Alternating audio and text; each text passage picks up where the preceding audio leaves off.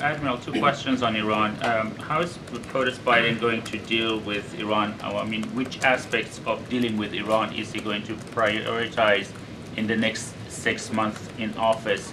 And which one of them would he be recommending to be POTUS Harris if and when she gets to the White House again?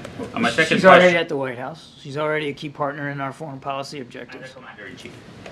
I would tell you that you're going to continue to see over the next 6 months the same focus by this administration and this team, which of course includes the vice president, on holding Iran accountable for all their destabilizing activities, support to the Houthis, to Hezbollah, to Hamas, the merchant attacks that they're allowing the Houthis to continue to perpetrate, and that they're perpetrating themselves in the Gulf region, as well as their support to Russia and Russia's war in Ukraine. I could go on and on. We have sanctioned Iran some 600 different times. Just in the last 3.5 years of this administration, we'll continue to hold them accountable. That will be a steady focus for the president. Israeli Prime Minister yesterday labeled those part of the protesters as Iran's useful idiots.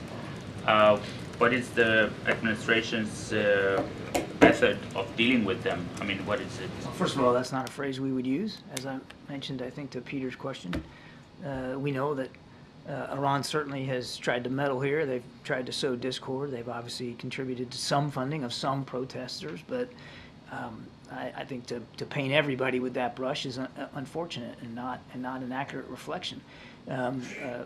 Most of the protest activity here in the United States is peaceful. Most of it is, by the vast majority of it, is organic. It comes from people who have real concerns, and that's what a democracy is all about.